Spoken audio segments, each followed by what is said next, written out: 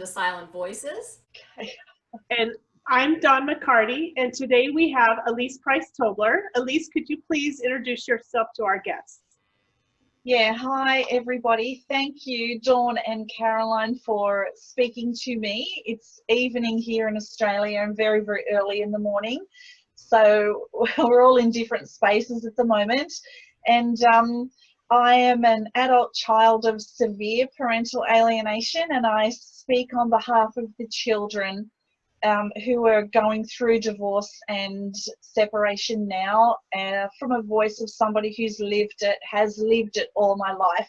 So to shine a light on what they're going through. And I'm also a clinical psychotherapist. So I have a master's degree in psychotherapy, counselling, psychology, and I work in private practice and speak to adult children, and as well as work with people with severe and persistent mental illness, family and domestic violence, homelessness, and disabilities. So basically that's me in a nutshell. And you have retreats as well to help couples in their relationships as well? I work with couples, but I also work with adult children of PA who come to see me and do intensive retreats with me. So anybody with a mental health challenge comes in, I can work with them too, and pretty much anybody I work with, because I've been working in mental health and disabilities for 34 years. Wow. So I work across the whole of the community. Yes, yeah. Wow, that's incredible. My thing. Yeah, and you're always bright and cheery, even at 10:30. Is that what it is? 10:30. Yeah. That's Yeah. I love. You have an amazing advocate in Alyse. Yes, yeah, and I love the idea that you are like across the board with everything. I mean, like my partner and I stick kind of with trauma overall, but we don't have like all these things that we do other than, you know, the music and that type of thing. So I love seeing somebody have so much energy and desire to help people. It just brightens my heart, you know. Oh, I'm glad. It brightens mine every day too. Every day, get up out of bed, think, okay, got to go see this person, that person, work on this, work on that, do this. Yeah. I'm a big advocate. Is like exudes. I can see it. Yeah. You don't see that with a lot of people. Most people need to come see you because their love doesn't exude like that. Oh no, I love my people too. I make them all homemade cookies and hot chocolates, and we have birthday cakes if someone's birthday, like anybody who comes in who's celebrating anything, be it a Alcoholics Anonymous 1 year anniversary, we celebrate life. We awesome. celebrate everything. That. Oh my God. Yeah. We have to talk more offline. Okay. Someday. Sure.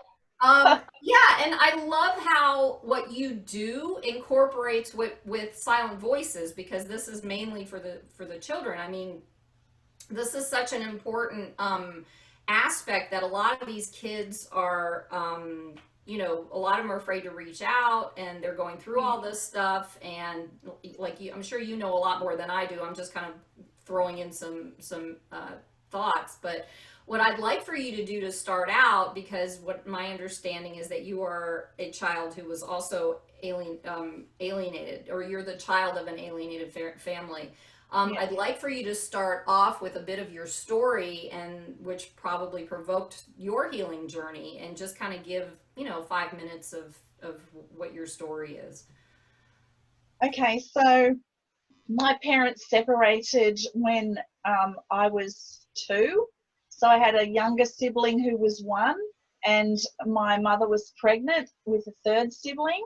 So he left, and for your classic another woman scenario. So he left, and we were basically thrown into turmoil from that moment on. So it's all we've ever known. And once he left, the campaign, to use Amy Baker's words, the campaign of denigration started. So we would have a few contact visits with him, with my dad, but it got to the point where we were about 5 or 6 or 7, where we were so terrified of him that going on contact visits was not possible anymore. We were taught basically that he had left us, he didn't love us, he was going to potentially take us, kidnap us, that he was really dangerous, his family were dangerous, his friends were dangerous, he was domestically violent, which I never ever saw. I don't believe that. So we were just filled with a whole bunch of terrible things about him. But in my heart, because I was the oldest, I always had intuitive feelings that a lot of the stuff I was being taught wasn't actually true. Even like 10% of me thought that maybe it wasn't true, and 90% of it was so terrifying that we didn't have any choice but to align with my alienating mother.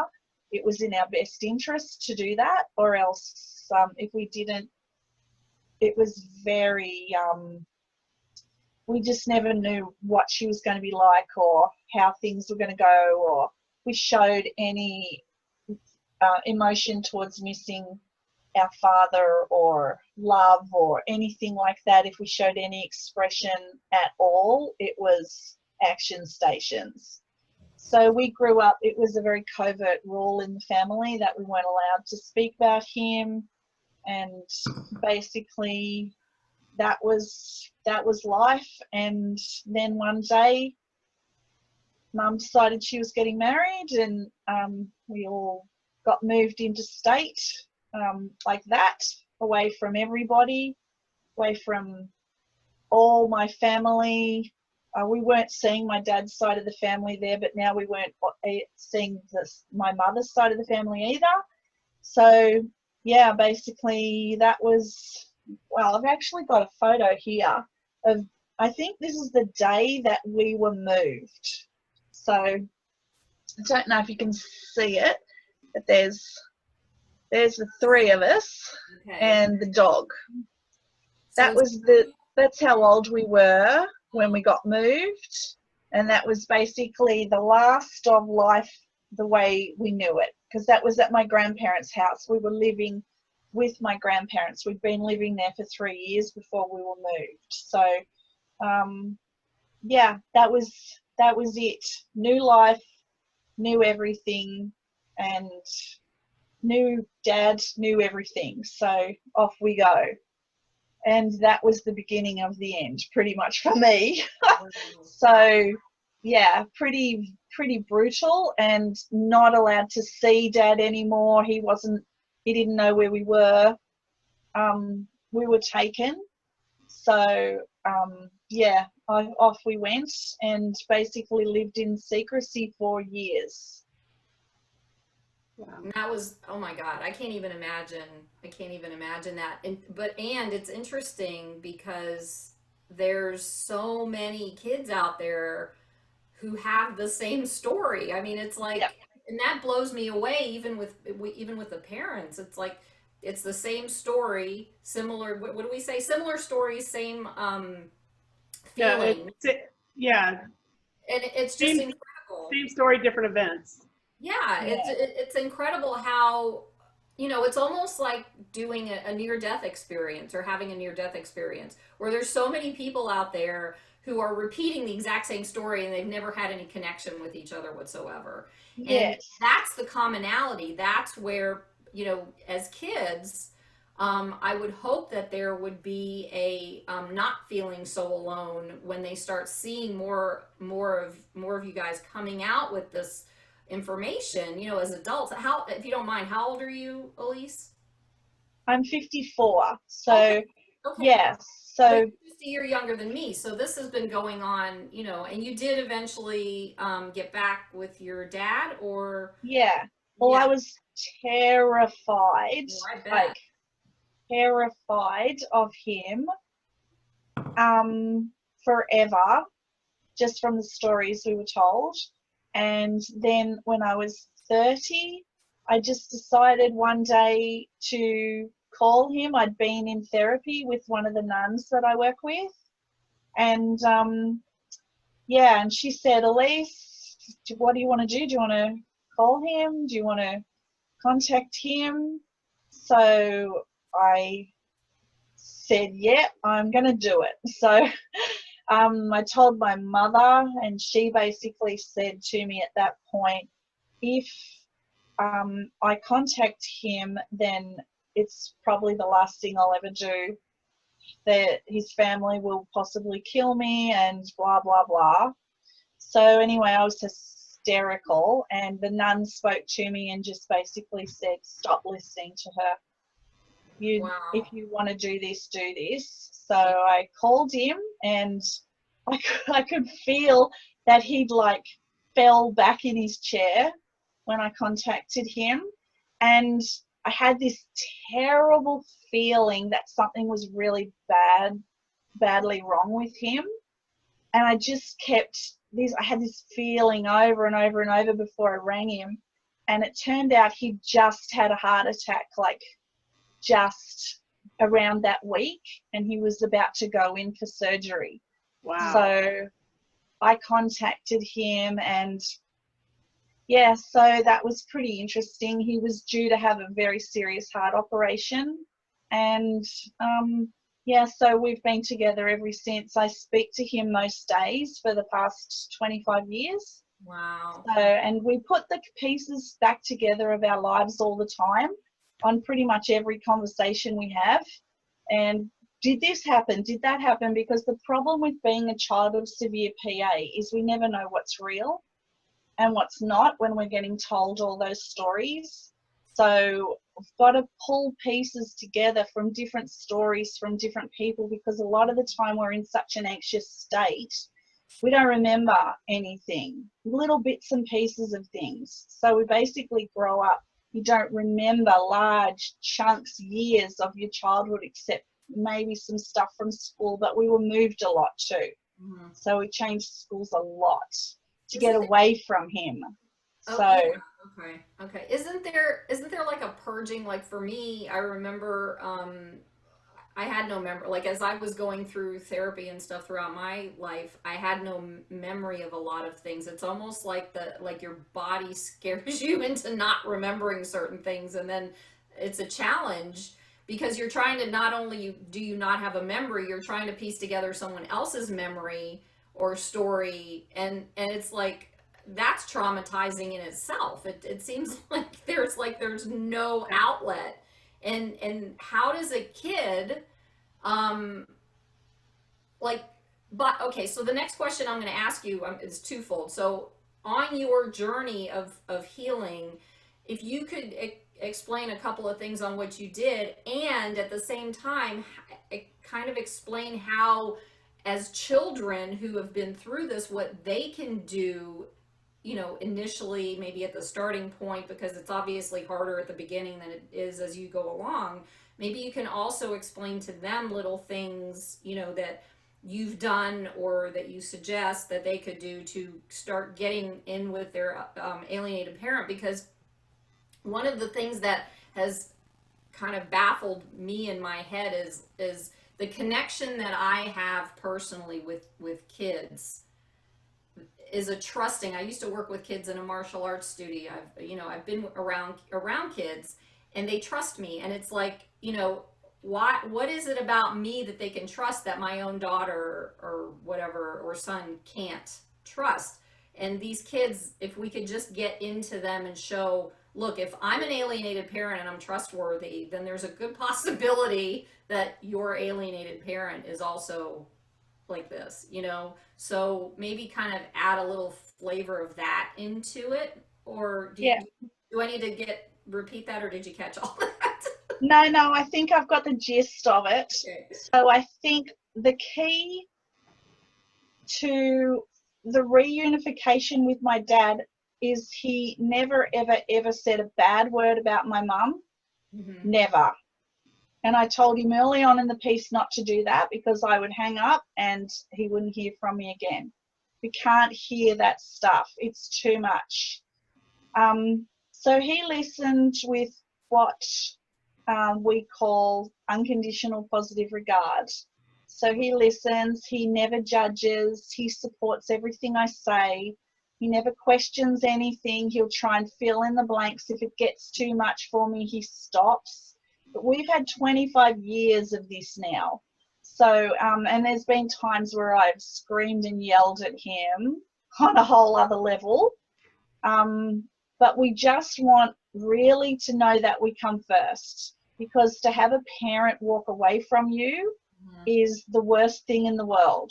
It's the worst thing in the world because it leaves you, and Dawn will understand this, it leaves you in a space where you just don't feel like you matter. Like if the people who bring you into the world, who are supposed to love you and care for you, walk away from you, and then you're left with somebody who's really narcissistic anyway and not very empathic or loving, you kind of get left all alone. So that's a very odd space of big abandonment stuff.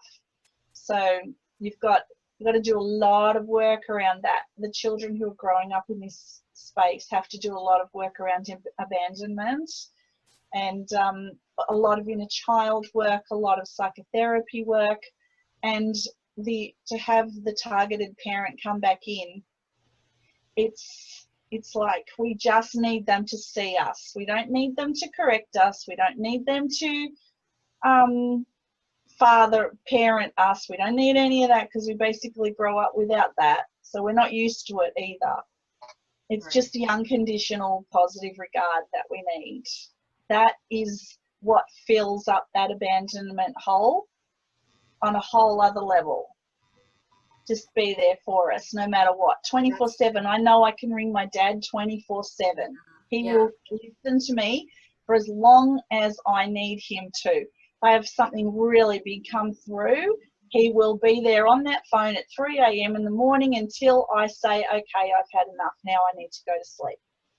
Wow, thank you for saying that, because this is actually, of course, if you can imagine what's running through my head, because I've offered my children those opportunities, and they're not at that space yet. So it's like I'm here, whatever. But I love how you said that. That's huge. It's important for the kids to understand that. Now with the Hey, I want to add in too that I didn't tell my dad not to say anything, but he instinctively knew not to say anything, and he gave me the exact same thing that she just described, where that he gave me the space to say what I needed to say, ask the questions I needed to ask, and every time he answered in a way that was not detrimental or derogatory of my mother. And one of the things, when he knew he had a hard question to answer, he prefaced it with, I loved your mother, and I don't know why she felt this way. And then he would answer the question. So it made me feel secure, or not feel like he was attacking that side of me. So it's very important that parents try to remain neutral in that regard. Yeah, a lot of parents who have done their healing work, however, understand that type of thing. Mm-hmm. So I'm going to throw in a next question, because there are parents out there, and I was one of them, who was so desperate to have their child hear their side of the story, just to, explain themselves. No, that wasn't true, whatever, and there's a desperation in there that, from a child's perspective, how would you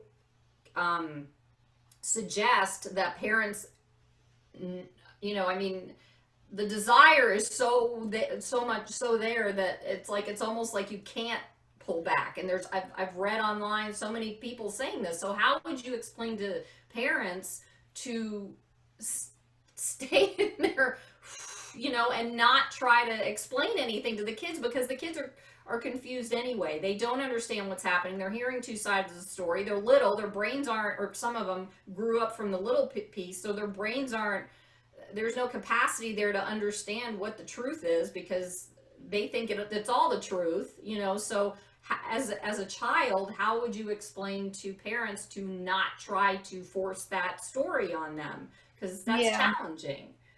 Yeah.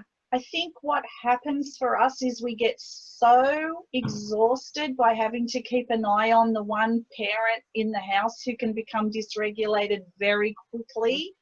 We need to be what they need us to be, so we don't ever have agency.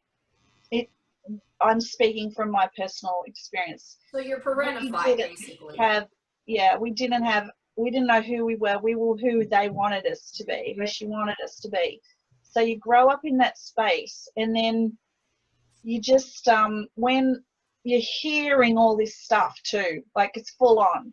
You got there's adults around you talking about conversations you should never be listening to about how dreadful this parent is, what they're going to do. I mean, we had shotguns in the house waiting for him to come. So, and then you live in this space where you think, oh my God, I'm going to get stolen. I'm never going to see my siblings again. No one's ever going to know where we were or what happened to us. So you grow up in this space. And then the last thing you want when you reunite with your other parent is to kind of be talking about that. Like, it's kind of like, it wouldn't have mattered if he'd been a serial killer. I would not have wanted to hear about it, I can tell you. And sometimes I'll ask him, what did you actually do that was so bad? He goes, well, I got another girlfriend and moved in with her. Okay, so he was 23 years old. So you kind of go, no frontal lobe, young, stupid male, had no idea what was going on, married, 3 kids, bang, bang, bang, like, but well, there's not many males at that age that don't do that. He got married too young. That was his biggest mistake, was he got married. Yeah, and he was wild. He was wild. He was from King's Cross in Sydney, for God's sake. That's where he was. He was wild. He was full on wild. Wow. So, and my mum was the farm girl Okay. who grew up in a convent, Catholic, bang, bang, bang, as if Right. they were compatible. Hello.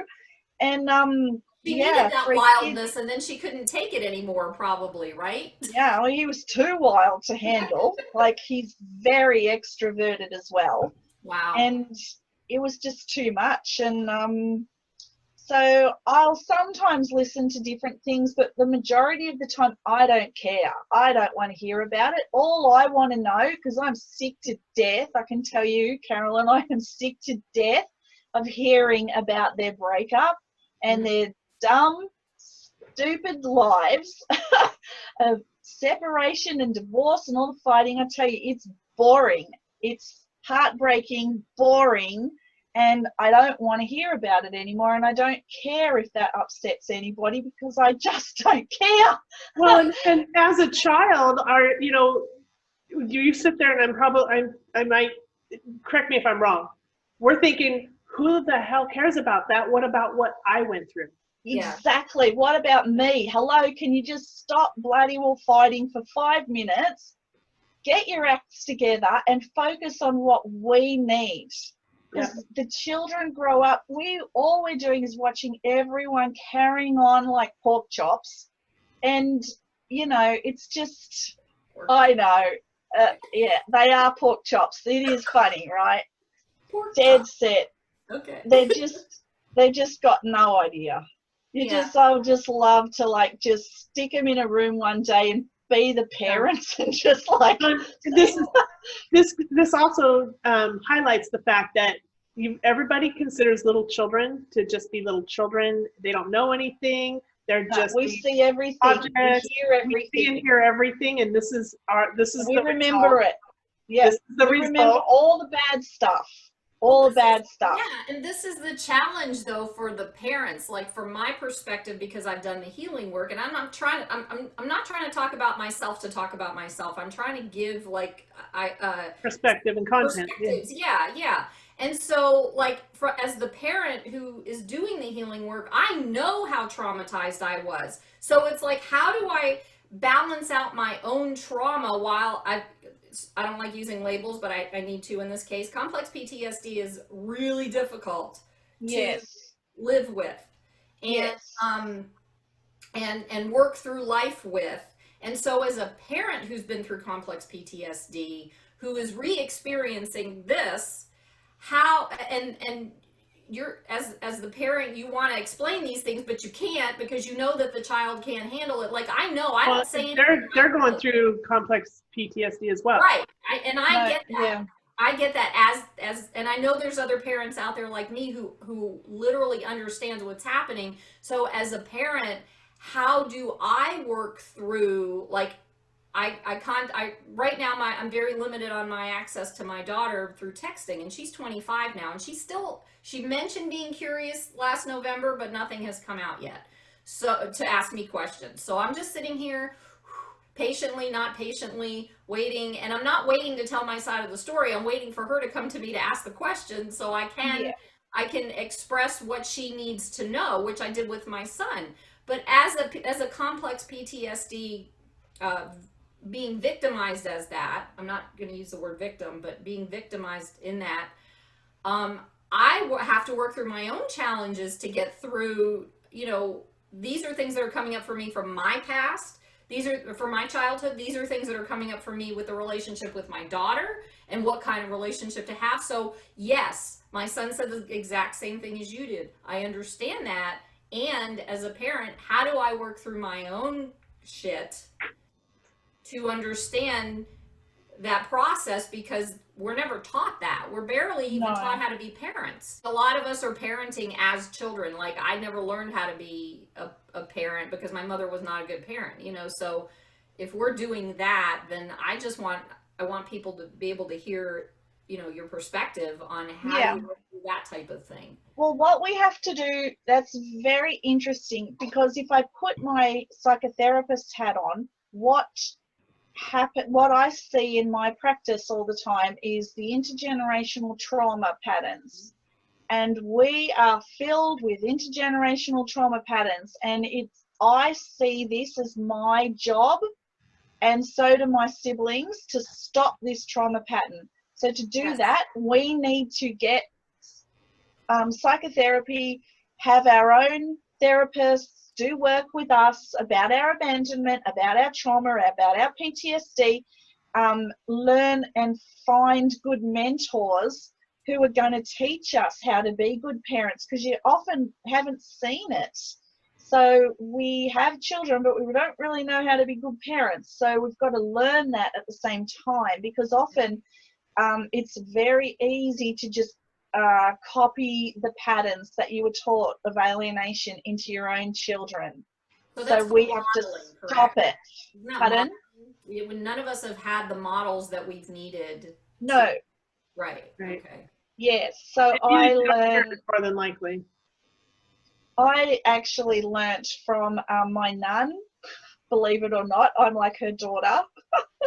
So she teaches me what it's like to have a mum whose unconditional positive regard, just pure light and love. And I'd never seen that before. And she gives me that. She's been in my life now for 28 years or something. Wow. I've had her. So I'm very, very blessed. I'm lucky. So she helps me whenever I need help. She teaches me. She also works with people with psychiatric mental illness in the city and who are homeless, which is what I've been doing for a long time as well. So she teaches me that aspect as well. So I have a very, very powerful mentor. And anytime I'm wavering, I speak to her. And sometimes we have to go and look for that person so that we can be the best people that we can be. So because of her, I can do this job that I do, holding people who fall through the cracks. They're the people I work with all day long, and sometimes most of the night. Yeah, yeah, and that's So challenging though for I would think because there are so many people falling through cracks right now because yeah, nobody there are a lot. knew it Yeah, now. there are a lot. Yeah. Nobody But knows. I found my community, they're my community too, because I've been working in disabilities and mental health since I was 18. Wow. So they're the people who are broken are the ones that I really feel an affinity with. Mhm. So because I wasn't ever hanging around with the elite crowd or anything like that, I was always the outlier, going to so many schools and everything. So hanging out with the outliers is Yep. where I like to be. And I Yeah. always So the pray for the people who, underdog. yeah, Yeah. the people who no one sees, the people with all the different disabilities, that's why I advocate, because I've gotten to a space where I've got a massive voice, and I will go and advocate for whoever needs advocating for. It's part of my job, Yep. and teach them how to have a voice, because my nun taught me how to have a voice, and I pay that forward. So to them, and then they pay that forward to everybody else. So everybody Yes. Yes. who's disenfranchised, Yeah. homeless, you name it, all of them, we pay it forward. We spread the love amongst all of them, and that is my gift to her, because she saved my life and Wow. taught me how to be who I am. She taught me how to be me And and how that's to a do my beautiful job. person. That is a beautiful person right there, not just outside, but I can feel you. I can feel your energy. I mean, and how you talk about it and your passion and Yeah, I wow. love my people. Yeah, I can I tell am of the people. you are That's, of the people for the people. yeah, You're like Mother absolutely. Teresa. No, God, no. Shut My up, name stop. is like I get her. to say that. It's my choice. Oh, okay. No, I don't feel like her, but like You know I what? would You're want to so be like her. just She would, Definitely a human advocate. yes. yeah. So that next question I was going to ask you, you started leading into it anyway. What are, besides what you've already expressed, what are the other things that you're doing to help advocate? Like Dawn's filled me in. I don't know when you sleep because you're advocating so much. So what are besides, you know, with your nan and that type of thing, what other things are you doing to help advocate for other people? You are such a strong woman and powerful and loving and kind, and I basically met you what, a month ago, sort of 3 weeks ago, whenever that was, when we were doing the guardians and gatekeepers thing for the first time, and I've heard Yeah. Dawn talk about you and I can feel your energy and I'm like, whoa, this is somebody we need to, you know, keep an eye on and you know, be a part of something, whatever, because it's huge what you're doing and who She you are. definitely, you know, I don't want to make it sound like Mother Teresa, but you definitely give a light to help lead the way. Thank you, Carolyn. You're welcome. Well, See, I'm everything made me just cry paying now, they forward. make me cry. No, I'm just paying forward what I've been Yeah, taught. yeah. But that's That's so what I'm beautiful. doing. If there's Okay. any, I mean, if there's any other stuff, any things that you want to add to that that you're doing so people will know, not that you're Mother Teresa, but they know what you're doing. They know that this powerful, hard journey that you've been on has led to being able to help other people. That's Yeah, the thing I want to put out to people is that when you heal, you can help. that's right. You have to do the healing work, and the healing work is dancing with the devil stuff. I'm telling you now. yeah, it is. Dead set. It's hard Dark work. nights of the soul. Woo. Oh shit, yeah. It fair income is sometimes when you're in process, you can be in process for a long time and there's just stuff coming through. But the trick is you don't self-medicate, you don't do drugs, you don't do alcohol, you sit in your crap and you let it come through. And you, Yelling, crying, yes, whatever yes, it takes, get all of it. it out, Speaking, get it speaking, out. talking, talking, Breathing. talking, Yeah. finding your Try tribe. not to break things, right? Yeah, you've got to find your tribe. You have to find your tribe, and you have to learn how to have a voice.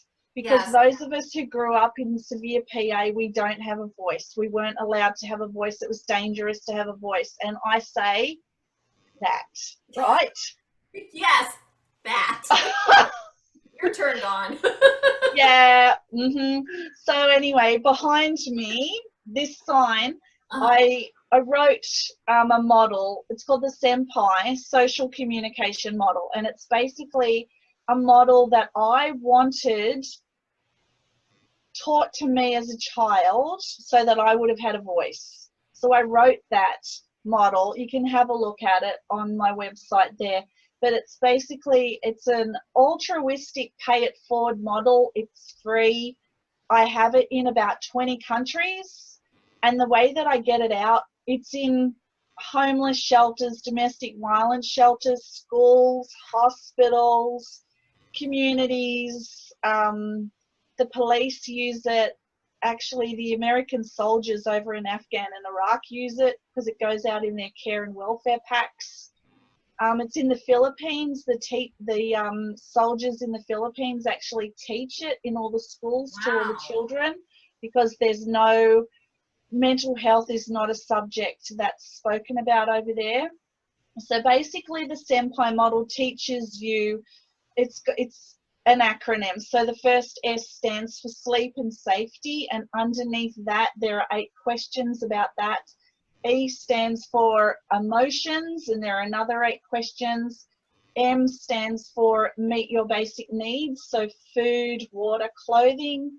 P stands for physical health, and I stands for inclusion in community. And Wow. these 5 letters are the 5 basic needs that humans need to function. If we're getting any of those not met, we are not working on all cylinders. So I wrote this to teach the community how to stop going to government services all the time and to sit with each other and drop down to a deeper level of conversation. So if someone asks you, are you okay? And you say no, a lot of people are like, all right, I'm out. But what we do is we say, well, how's your SEMPI? And you can download the brochure and you just read the questions. It's not a counselling model. It's what it does is it restores the power balance.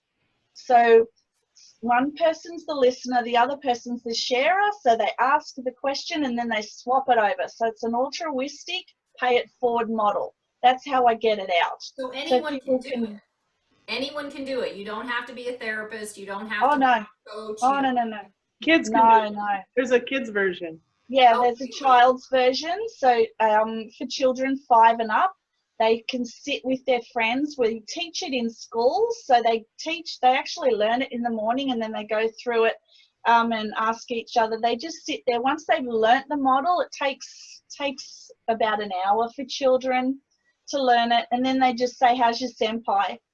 And you can just go, well, I slept really badly last night. I had a terrible dream. And then the child might want to talk to them about that. So they're sharing all the time. It's just sharing information and communicating and learning them. what questions to ask each other Yeah. instead of gossiping, and it teaches empathy as well. And reduces bullying too, I bet. Wow. Stops bullying, because I stands for inclusion, so that definitely speaks to bullying. That's incredible. Oh my God. Yeah. So it's, so the teaching aspect of it, teaching other adults or trainers or something, like yeah, if you teach me how to teach other people yeah. to do this, or do I need to, or is there a way that I can learn from it on my own? Well, by Alyse, you showed me, so I can now teach it to other people, right? So I could sit with Caroline and teach her how to do it. Yeah, because I think that's important. That's I guess that's the paying it forward, is being able to show, like, every person that you show this to, and there's no thousands and thousands of dollars that are involved. No, it's free. Yeah. That's how I get it out. Yeah. I don't need any funding. I designed it so I don't need any funding. So basically you just go on my website, you download it. There's a YouTube channel. I've got about 60 videos on there, but there's a lot of SEMPI instructions on there how to use the model. You just go on there, have a look at it, or read the website, have a look at how it's being demonstrated. I've got a demonstration up there at the moment because COVID-19 in the Philippines is a very big problem and they are on their knees. They've had so many doctors die. It's not funny. I think the last time I spoke to them, they'd had 13 doctors die or something. Wow. So they're in big trouble. So they're teaching a SEMPI model, and it's in all of the slum areas, all of the schools, all of the Christian ministries are teaching it. The soldiers have got it on the ground. So they just download it, and then one person teaches another person, and then those two people pay it forward, and that's how I get it out into the community. And I basically don't have to do anything. It took me about 6 years to write. So, and I just released it because I just thought, I can't charge for this. This is for my people. This is to save my people's lives. And then it's just gone, whoop. So that's awesome. Okay. Yeah, thank you for bringing that up, because I definitely, that's something that I can use with the, work with that I'm doing, but I think it would be powerful stuff to bring into silent voices too, Dawn. Yep. Yeah, it teaches how to have a voice, and I love it when I have it in the mental health units, because I have people who are living with really serious mental health challenges, and they're learning the model and using it with their psychiatrists and doctors and saying, ask me these questions. I actually want you to learn who I am as a human being. So it puts power into the person. Yeah. And then they teach the other patients in the mental health unit, and they also teach the family members who are coming in how to do it as well, with each other, with the patients, with the doctors. We use it in nursing homes as well. So, and we can give it to a little child who's 6 years old and sit there with their grandparent in the nursing home and ask them all the questions, and then the grandparent can ask the child. So it's an intergenerational communication model. Yeah, and imagine how powerful this could be for things like, helping someone that's contemplating suicide and actually having a conversation that they feel heard. Yeah. There is a question under E for emotion about, do you feel that do you feel like you would like something like about self-harm? I can't remember. Do you feel like self-harming at this point? And self-harming can be anything. It can be cutting, thinking about suicide. Just self-harm could be, I'm going on a drinking binge and then I'm going to get in my car. So we ask these questions. I put it in the model. So because people who are suicidal, and a lot of the time, unless you ask them a question, they won't answer that. They won't. Yeah, they won't bring anything up with that. That's all. No. Yeah. And then right at the very bottom of each question, it says, do you need more support? If so, what support do you feel would help you? So it empowers the person. Do you need help with getting the support? Would you like me to take you there now? So it's a very practical model as well. And I think that right there, the way she described that, if I remember correctly, is that we, as the person asking the question, we don't add anything to it. We just go to the next question. We don't have to answer or say, what do you want me to do? You just stop and just ask the next question. That's it. There's no input. There's no, let me solve your problem, or none of that. No, none of that. That's what restores the power balance. Mm-hmm. So we even use it with executives in the city.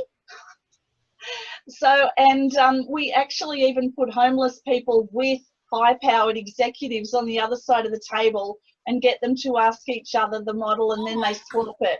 God, wow, that is so powerful. Holy crap. Yeah. Sorry. It crosses religion, race, everything. Like, I designed it to bring everybody in to feel heard. That's what it does. This is how to bring the world together. Hello. Whoa. Okay. So what I'm trying to do. You are doing it. So let me ask you this. Before I get into, I want everybody to know how to get in touch with you. And this is so important. I don't know how to stop now. But what I want to know is, for people who are getting excited like I am about how to do this or spread the word, what can we do to start doing this everywhere? I mean, aside from going to your website and pulling it down, I mean, what do we need to do to do this? You can start your own groups. You can even just go on the website and have a look at it, see what it's like just to practice it with one-on-one person. And then if you feel, okay, it's pretty easy to learn, I made it pretty simple. So basically what you do then, you can get a group together if you want to and just ask each other and go around and ask each other all the different questions and then swap and pay it forward out into the community. So we have groups everywhere. It kills loneliness as well. It stops loneliness in a heartbeat. So what we also do is we go sit on park benches all over the communities and just ask people. A lot of people know about the model. So we just say to people, how's your senpai? Would you like to come and sit with me and have a conversation with me? Or would you like to go through the questions with me? And we just sit there and we teach people how to have a voice. And once they learn it, they don't even need the pamphlet. So can yeah. this help in just people who potentially help with couples who are, even whether they are having a good relationship or not, this would help with that. It helps all it does is very simple. If people aren't okay, we just drop them down to another level of conversation, a deep level of conversation, and we have the deeper level of conversation, because everyone who goes, are you okay? Everybody in Australia says, yeah, mate, we're great. And they're so not.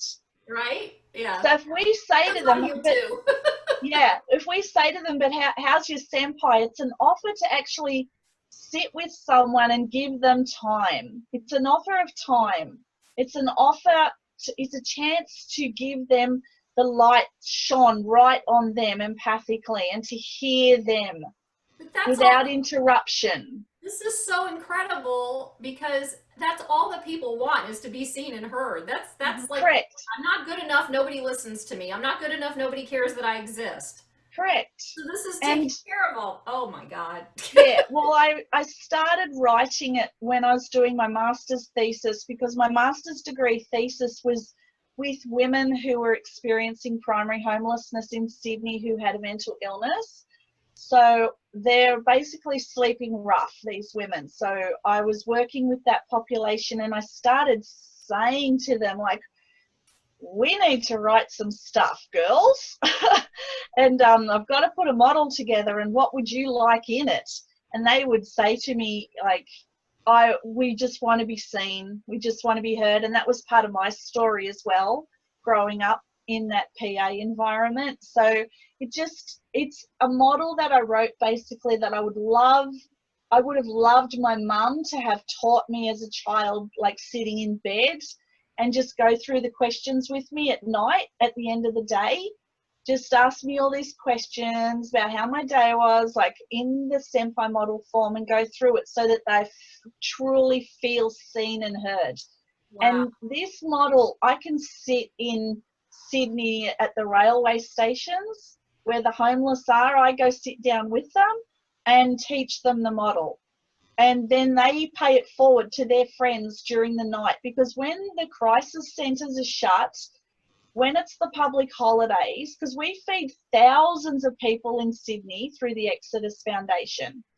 So when everything's closed and they're by themselves at night and there's nobody to talk to and it's the darkest, loneliest night, that's when they can do the SEMPI model with each other. That's who it was originally written for, my homeless women. So, and I've just developed it into being something that we've even got it actually in hospices, children's hospices over in America as well. So with the little kids who are terminally ill, their parents use it with each other, with the hospital staff use it with them, they use it, the children use it with the other kids who are unwell as well. So it just gives them a voice. It's quite simple. Amazing. This is incredible, man. This needs to get out. Okay, so I'm glad we're talking about this, and this needs to get out there. And again, I mean, we could probably talk about this for the next. Well, now there's two of us, and then we can continue that on. Yeah. I think that this would be incredible to include, and with silent voices, obviously, because it, or maybe there's options. We've talked about it. I think my Yeah, brain's starting to go now that you brought this up. yeah, Thank you so much. it's What I'd like for special. you to do, I see the website for SEMPI, but what I'd like for you to do is provide uh, how to get in touch with you. Granted, there's no that you're that you're always on the go, and that we are in the States, Dawn and I, and you are in Australia. So the time difference is a little iffy there. Yeah, you The can get getting in in touch touch with with you. me. Yes. How do we do that? Yeah, so Dawn and I have a new Facebook channel, which is about the voice of the child. So anybody who is doing any sort of altruistic work out in the world, trying to change the world and help the children, we interview. So you can get in touch with me. It's called Humanly Possible, because we believe pretty much anything is humanly possible. So that's our Facebook page. So you can message me through there and speak to me, and yeah, that's fine Yep. if you're interested, or just go straight to SEMPI and have a look there, or YouTube, the SEMPI Social Communication Model YouTube channel. So there's a lot there too. What about like individual therapy? Are you doing telehealth where you can really? I do Zoom Okay. or Skype.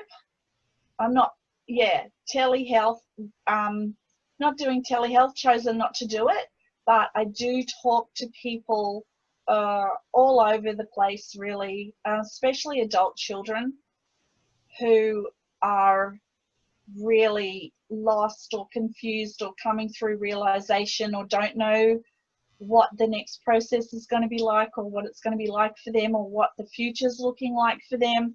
And Dawn and I also want to tell people out there, especially the adult children, that because we get told a lot that we're very psychologically screwed up, we're damaged, Beyond repair. or yeah, we're heading to jail, suicide. Some of that stuff is possibly true with my past, but because I was pretty wild teenager, like full on. Anyway, and I was heading down that way, but my nun changed that around for me. So there is hope. We just And need guidance like any other we just child. need guidance and love and unconditional positive regard. That's what we need. UPR. UPR. All things are possible. It's humanly possible that we, we're both successful women. We both have degrees. We're educated. We're out here advocating. We were broken, but we fixed what was broken Well, to and the you know best what? ability possible. Yes. We're working on it forever. I'll be working on my it's a stuff forever thing. forever. Mhm. It still Yeah. have stuff come up all the time. But You know, underneath, not all the time. and what I want to Slows down.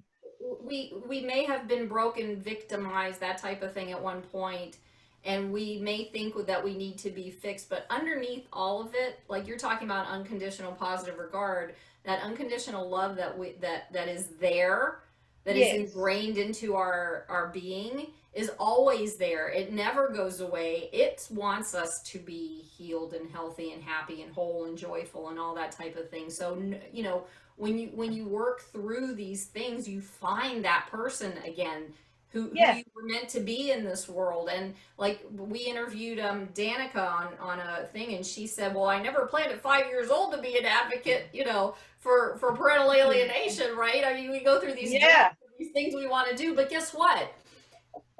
Most of the time in society, we're trained to believe that we have to find a job and do this so we can have our house and our 2 kids and our dog in the yard and all the rest of that stuff. And that's not true. Whatever your heart is, learning and finding and digging and getting into that space is going to bring out what the world needs, not what the corporation needs, unless they're doing something for the world. Yeah, don't sell your soul. Yeah, it's so important to get in there and find who you really are is love. And that's it. Everybody That's is all that. it is. And the beauty of having a lived experience trauma background is when I have people coming in front of me with trauma, I see it. instantly. I know exactly what is going on. And because of the background stuff that we've lived, we can, like me personally, I can sit with anybody. Nothing shocks me at all. I work with people from the jail system. I work with people on the street, and I work with the richest of the rich as well. You just sit and be with the person, and you see their pain. You see their pain. And the other beauty of having lived experience trauma background is you see all the people that nobody wants, you see the light in them. Their lights are so bright. It's just a matter of dusting off a bit of dust, going in, finding the light and connecting. I love that. They're beautiful souls, beautiful souls. They're my favorite people to hang out with. I'd rather be hanging out with them on the street than hanging out at some party with a whole bunch of people. I was going to say wanking off, but that's probably really rude. No way. Pretending to be successful. Beep. Yeah. Who are all about status and power. That's so boring to me. There was a documentary done that I saw a few weeks ago about how they went into the jail systems here in the US, and they found that a good portion, like you brought up the fact that there's a light inside of people, a good portion of the prisoners in the jail, in the prison systems, are creative, and that's where they lost their voice, and so they've never been allowed to be creative. So these people went in there, and they're bringing in like writing support groups and music and different things like that, and then all of a sudden you see these people, and their faces don't even look the same. And based off of what you said about your lived experience trauma background, so you have that, and everyone, regardless of whether we believe it or not, is intuitive. So when we process and heal from that lived experience of trauma, and our intuition starts to come back out, it's way easier, as you're saying, to recognize that in someone else and be the lighthouse, be the change, be the person that person needs. It's so much easier to do that. Again, you still have to go through the healing, because your anger energy, your hurt, and all that's locked into your body. You can't get to your intuition when you're like that. So and once you start doing that work, I believe the universe puts you exactly where you need to be, with the people that you need to be with. And the weird thing in my job is I see a lot of people who are coming from ego, and they're very much about power.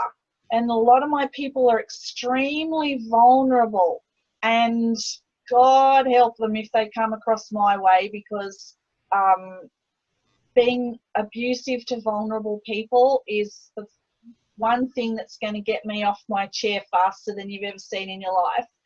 And so I teach my people how to have voices. That's what we need to do, and we need to empower them so that when I step away, they're not still needing me. They're another version, stronger, different, can help other people. We need to do that. It's not about our ego. That's just crap on a whole other level. This power imbalance across the community does my head in.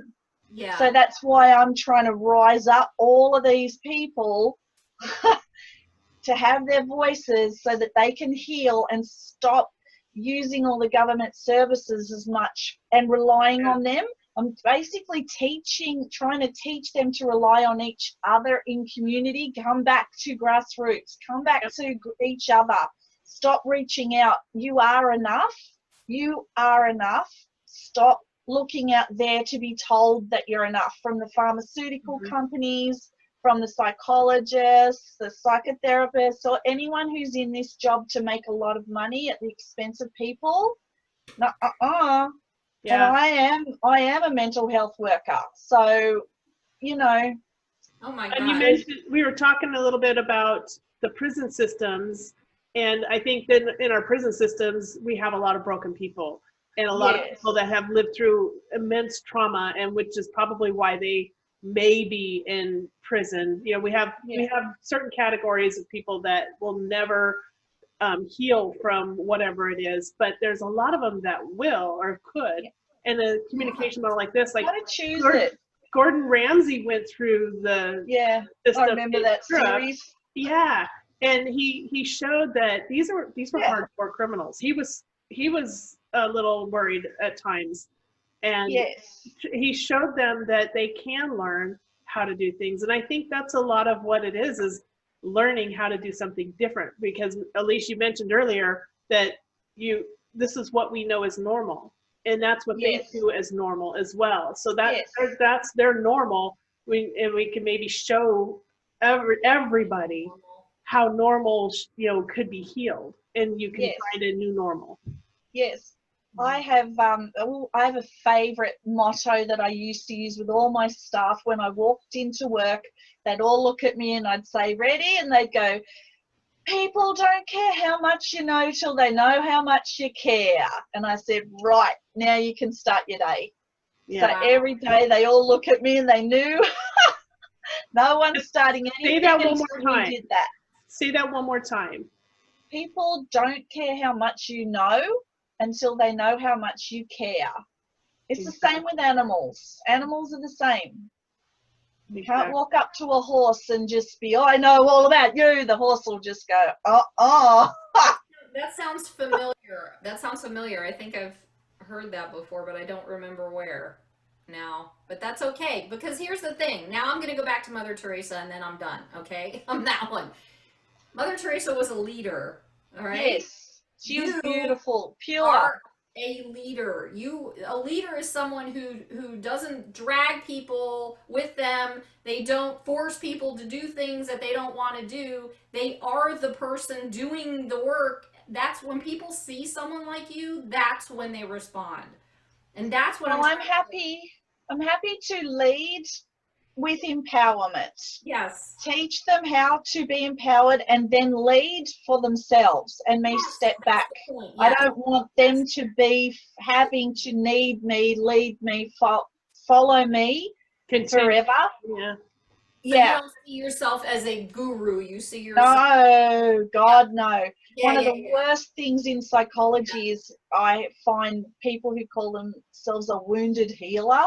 Yeah. I really don't like that term, because that is saying you are the healer of the people, and I don't believe we are the healer of the people. We are our own healers, right? Exactly. And we can teach each other different things and then take what works for us, all different types of things.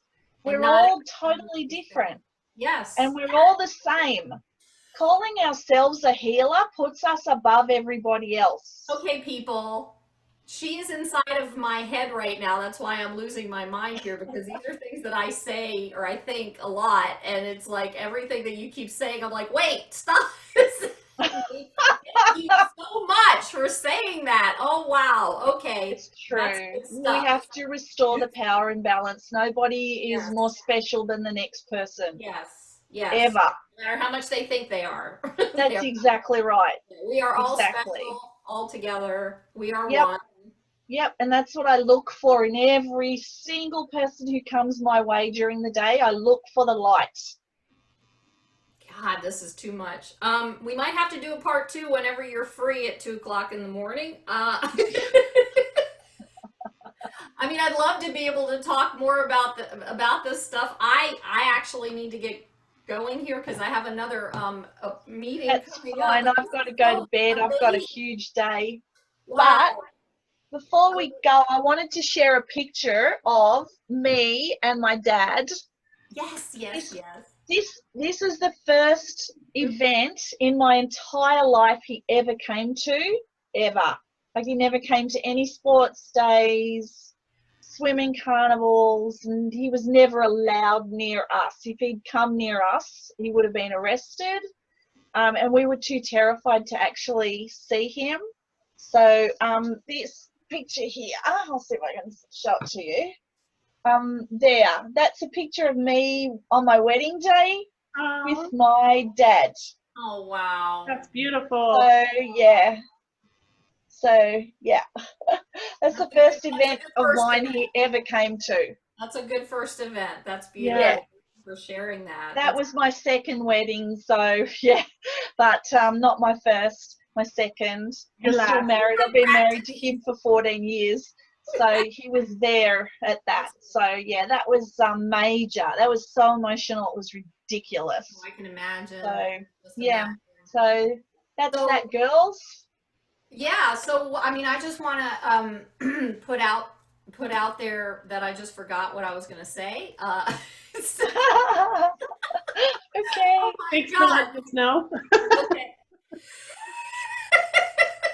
that's what happens sometimes. Sorry, I Yeah. there's want that to make a sarcasm again. provision here, though. I want the kids who happen to come across this and maybe hashtag, I don't know how to do this, hashtag it, whatever it takes on Facebook, whatever that looks like. Yeah, um we have I want hashtags. oh we okay, so Yeah. we'll just let Dawn know what the hashtags or whatever. I want these kids to know that there is hope out there, that you aren't alone. But I don't want to be the one to tell you that. I want Alyse to be the one to tell you these things. Like, what can you say to these kids to get them to realize they aren't broken, they have options, that there is hope, that their parent actually has been fighting for them or loves them, and there is a potential that you could actually have someone in your life um, who who wants you there, you know. So just like that picture, you know, I just tell them whatever you want to say that you can. Yeah. So the children, we call them ACODs. So AKODS, hashtag ACODs. We're called ACODs. So we're adult kids of divorce and separation. That's how our hashtag, that's who we are. So ACODs come to the realization when they need to. So sometimes it's very, very difficult for the parent because they need to sit back. If they come forward and we're not ready for it, it could be very, very psychologically damaging for us and very confusing, and you may be very shocked at our reaction. Mm-hmm. And it's not necessarily anything to do with you. It's to do with what we're being shown and told and the way that we have to live. We have to live like that to survive. Mm-hmm. If we choose any other way, if we have a narcissistic borderline parent at home, where we've got a lot of trouble on our hands. So it's a very, very hard world to grow up in. So maybe keep putting out there where you are. Make sure that we can contact you when we're ready to come. Make sure that you're not doing anything that's negative. Don't put out anything nasty about the other person, about the other parent. Just try and stay in your lane. Work on yourselves. Make sure you're healthy, psychologically fit, ready for us. If we get there and you're, you know, a drug addict and couldn't have cared less about us, and because the thing we are most terrified of is if we contact you, you don't want anything to do with us, because that's what we've been told all our lives. So for us to move into that space is very, very brave of us, because we are risking a lot. What if you reject us again? In our heads, you've already thrown away your child, which is us. So if we come to you, you do that to us again, that's a terrifying space. Mm-hmm. So be ready for us no matter what time, when we're coming. Again, Carl Rogers, unconditional positive regard. Just have your act together. I don't know how long it will take, because with Dawn it was 44 years, with me it was 25 years. A lot of other people it's a lot earlier, where children have severe parental alienation. There's mild, moderate, a whole bunch of other kind of behaviors and symptoms.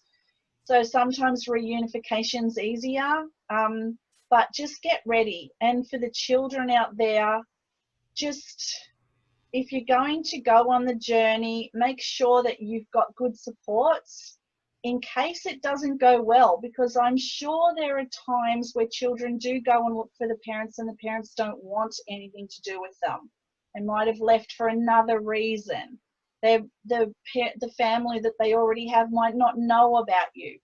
Make sure that you've got support and you're in a good psychological space to be going there and talk about what that might look like. What if that happens? What if that happens? What if it goes really well, so that you're not completely caught off guard and then spiral backwards out of control into hell, because that may happen. Be prepared for all things. Yeah. Get yourself some support and keep talking about it, and contact other ACODs, find out what's happened for them, listen to their stories too, because some of them aren't great. Some are great, some aren't. Some kids never want to contact that parent ever again. So it's all different levels. It runs about a third, I think I heard in the research, reunite, and it's great. A third reunite, and a third reunite and never want to know that person again. So they're rough figures, but there's always hope, and things might change down the road. So if it doesn't happen the first time, maybe it'll happen later when there's a baby or a wedding or a funeral, who knows? Or the child needs money and they're in desperate trouble with the police. They might come to you then. Be ready for them no matter what, with no judgment, no criticism, because basically you don't have the right to do that because you haven't been around. So, yeah, just be the soft place to fall, and don't change that. Yeah. What do you reckon, Dawn? One more thing with the when the child is contemplating whether or not they want to reach out to the other parent, the scariest thing for me was, what if he doesn't want anything to do with me? And that's almost debilitating, because you get so wrapped up in, I can't handle one more rejection like that. That's severe rejection. So if I were to reach out to my dad and he didn't want anything to do with me, that's something I'm facing by picking up the phone. And we have to be in that mental space to say, I'm going to do it anyway. And that takes a lot of guts. It takes a lot of work and thought to put into it. So it's not always an easy decision. And when she says to reach out to other ACODs, it's really important that we are supporting each other. We're building this network of other people just like us, so that when you want to consider it, we can maybe help you work through those fears, because that's the scariest thing for me, to get on a phone and have someone say, sorry, who are you? That would be horrible. So we have to, you have to think that might be a possibility, but we also have to be ready and prepared. Yeah, and don't stop sending letters. Don't stop sending gifts. Don't stop reaching out. Keep doing it. Keep sending it. Don't stop. Because even if the child doesn't see the letter or get the letter because it gets taken at the letterbox, like I saw a few times happen, when we're out there watching, we can see you hide the letter. So it still tells us that you care about us. It's when the letters stop. It's when the presents stop. It's when the phone calls stop. We go, uh-oh, now they don't care about us anymore. They've forgotten about us. Oh my God, they've gone. They've left us. And don't stop. Mm-hmm. Even if you don't know if it gets there, just keep sending it. Well, and here's something. Okay, so this is a good place for me to add this. As a parent, two things. The first thing I want to say is, and you guys tell me if I'm wrong, but I think I've come to this conclusion because it just makes sense. These kids who are with the alienating parent are confused, and they don't understand, and they don't know who's telling the truth, who's not telling the truth. Because as children, especially the ones from 0 to 6, they're little sponges. They're soaking up everything from the environment that they're in. So they're going to believe everything that that parent is telling them. And then they're going to continue in that process as they get older if they are still in that process. So they're confused, they're hurt, they're angry, they're scared, they're ashamed, they're everything. They're like blaming themselves because, you know, maybe they did something wrong to push their other parent, to push the alienated parent out of their life. They don't know these things. So as a parent, be aware of that. Like when you get in your own stuff and get angry or whatever that they're talking back to you, teenagers talk back to parents all the time. It has nothing to do with, you know, whether or not they're in this. They just do it in general. So yeah, it's their rite of passage. It's about having a voice. And because of your pain, you take it personally because you think it has to do just with the alienation because you've never experienced raising that child or a teenager before or whatever. So there's different aspects to that, but just remember they're confused. That's the biggest thing that helped me to get through that.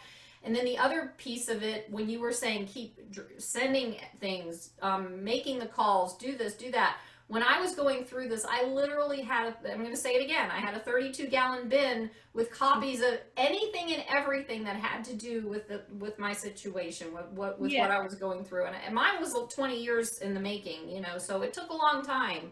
And finally, I managed to narrow all that stuff down. I still kept copies of emails, any emails I sent them showing them how I love them. I sent letters, cards, copies of birthday cards, Christmas cards, everything, any kind of contact that you can make with that child, make it. There's an energy of love you can send to them. It's one of the greatest gifts that you can give to your child is having that as closure, especially if there's that distance, that length of time, and maybe a parent has passed on.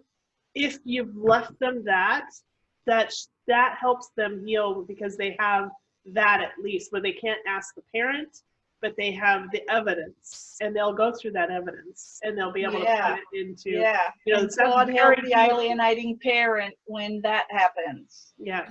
Yes. And one more thing to add to that, which is huge, is, and I haven't done it because I do it with pictures and I do it with other things, but there's another option, and that is to either write a personal book to your children or write letters to your children telling them how much you've always loved them, you know, that type of thing. Don't add anything in there regarding the alienation or any of that stuff. It's all about, this is what I did, this is who I am. Don't say, but you missed all this stuff, you know, not that type of thing. No guilt. No guilt. It just has to be, or right, this is what I did today. You know, maybe they want to see that stuff. Maybe they don't know. Maybe they think, you know, you're off getting high or something. And when in reality, you were climbing mountains and doing really cool things that they never got to see. I mean, I don't know if that's going to hurt or help, but at least they have some kind of a connection with you. It helps with connecting dots. What really lands with me is when my dad tells me about what he used to do with me when he had me on visits. Yeah. Because a lot of that stuff, it was so tainted with terror, but he brings in a different energy and tells us, yes, we did this, we went fishing, we did that, we did that, we did this, we did that. And it's like, and you start remembering. Yeah, it's like, gosh, okay. Yes, and if as a parent, if you love your children, which I'm going to assume that you do, that no matter what happens to you, you still have, I mean, if you pass before you do get a chance to see them, there is the option that they still get that closure by having that information in front of them, and then they know how much you love them, and then everything's going to shift for their lives, and you just change their entire life by just that little gesture, you know. Exactly. And I don't know. I want to say one more thing to the alienators out there. Anybody who's practicing alienation towards children, you are depriving them of an entire side of their family, all the generation on that side of the family, all their cousins, grandparents, uncles, aunts. You have no right to do that at all. None. No right at all. That child is half of their child as well, whether you like it or not. And growing up without any of them, we don't know the physical history, if there's any health issues. We don't know the mental health history. We don't know who our cousins are. by the time I reunited with my dad, both my grandparents had passed, and they knew us when we were little kids, so they never got to see us again. We never got to know them. You have no right to do that. Anybody who's out there doing that, cut that crap out, because we will be having a very serious conversation with you when we're adults about your choices. And so just think about that when you're deciding on what's good for the child. Just keep that in mind. We're not children forever. We're children for a very small space in time. We do grow up, and then we will be chatting to you, and you won't possibly like what we have to say. And I'll add that you have us for a short time.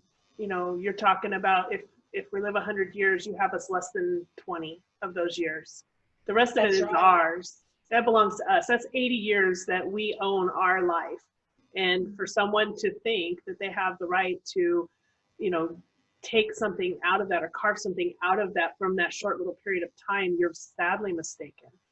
The sadly life belongs to us. And that right there is probably the thought process of most of these kids out there. And I believe that that's important, that as a parent, what if you know, as an alienator, that at least open your mind enough to recognize that, because if you truly love your child the way you say you do, then you will pay attention to what they just said. Yeah. And if you are an alienator, it's a high chance that you've had some very serious child trauma yourself. So get some help about that. We understand that. I understand that my mum's got childhood trauma. I understand what it is. I understand where it came from. I understand the intergenerational impact on it. And yes, I have a part of me that can forgive that, but do your work on that stuff, because you're passing it through the generations, and we are now sitting in all of your crap because you couldn't be bothered getting some help. Yep, I'll agree with that 100%. Wow. That's very powerful. Thank you so much, both of you, for saying that, because people, I mean, these kids need to hear that that's, and the parents need to hear that. All the parents need to hear it. Yeah. It's so important. It's the child. The Native Americans have a saying, and I've said this before, it's on my website, I'll say it over and over again. Anytime that we make a decision, we need to make a decision for the children 7 generations out, whether it's environmental, whether it's they're right, emotional, whether it's, you know, based off of a divorce, whatever, it doesn't matter, whether it's governmental. Mm-hmm. So let's paint a picture with that. So you've got 7 generations, right? So it starts with the first tile, and then there's 2 parents, and then there's 2 parents to 2 parents on top of that, right? So 7 generations is a lot of parents, and when you take one of them out, you're erasing that whole branch of an entire tree. Yeah. So 7 generations is erasing a lot of people out of the life. Yes. And the alienation stuff, if you don't do work around it, it's highly likely that the alienated child will then alienate their children. And it goes on and on and on, or their partners, and then their children will be affected. So stop it right now. Have a think about it. Get yourself into help. Please. Exactly. Yeah. And you know what? You will be happier for it. You will reap those rewards yourself, on top of having a better relationship with your children, or salvaging it. And some of this stuff isn't your fault either. This is for the alienators. Some of this is not your fault. You've inherited it genetically. So have a look at epigenetics. Epigenetics is like a subject that I study. It's fascinating. It teaches you about what you're inheriting through your DNA, where it's coming from, because we do have a lot of war, PTSD, you know, all of the concentration camps, the Great Depression. Yes. All of that stuff coming through from those generations. They didn't do much work. It wasn't a thing. Mental health wasn't important back then. Especially a lot of the returned servicemen and women come home. The PTSD throughout the families is huge. A lot of families are still getting over it. I have one guy that I look after in the city in the Hoarders program.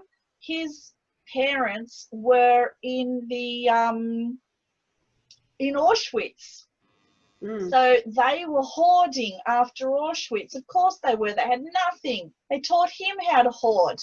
Now he has all these issues. He's got, you know, rat sack from the minute I get to the front gate all the way through his whole house. I've pulled all the staff out and said, none of you are going in until we do some intergenerational trauma work here with this poor guy.